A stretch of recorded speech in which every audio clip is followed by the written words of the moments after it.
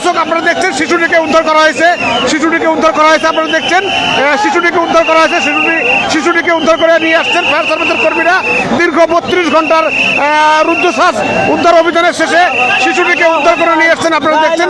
আল্লাহু আকবার, আলহামদুলিল্লাহ। আপনারা জানেন বিগত 2 দিন থেকে আমরা যে বাচ্চাটাকে উদ্ধার করার চেষ্টা করছিলাম, সেটা আজকে 9:35 আমাদের কাছে উপজেলা স্বাস্থ্য কমপ্লেক্সে এসে পৌঁছানোর পরে বাচ্চাটার আসলে আমরা কোনো রেসপন্স পাচ্ছিলাম না। আমরা যেটা ভাইটাল সাইন বলি, তার পালস দেখি, রেসপিরেশন অথবা পিসিউ যেগুলো আমরা দেখি, সেগুলো কোনো কিছু আসলে রেসপন্স করছিল না। তো বাচ্চাটাকে আমরা প্রাথমিক অক্সিজেন দেওয়ার পরে যে রিসার্চ প্রক্রিয়া সেটা শুরু করেছিলাম, কিন্তু যে সিরিয়াস কোনো মতো রেসপন্স করছে না দেখে আমরা 9:40 থেকে আসলে মৃত হয়ে গেছে। মারা গেছে না, বাচ্চাটা বেশ আগেই মারা গেছে।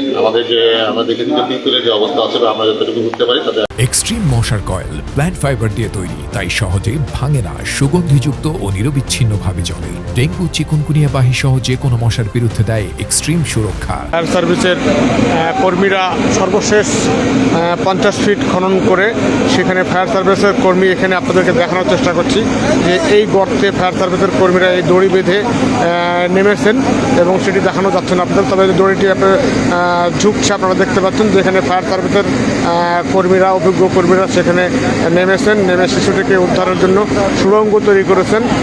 এর আগে আজ দুপুর 12টায় এই 40 ফিট পরে সুড়ঙ্গ তৈরি করা হয়েছিল, সেই সুড়ঙ্গে শিশুটিকে সন্ধান পাওয়া যায়নি। পরবর্তীতে এখন প্রায় 50 ফিট নিচে সুড়ঙ্গ তৈরি করেছে।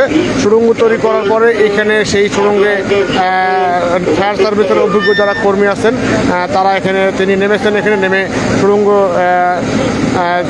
খনন করছেন এবং শিশুটিকে হয়তো উদ্ধার বা শিশুটিকে শনাক্ত করার বা শিশুটিকে পাওয়া যায় এরকম তারা চেষ্টা করছেন। আর একটা জিনিস আপনাদেরকে দেখাই যে এখানে কিন্তু যারা ফায়ার সার্ভিসের সহকর্মীরা আছেন তারা কিন্তু এখানে দড়ি ধরে আছেন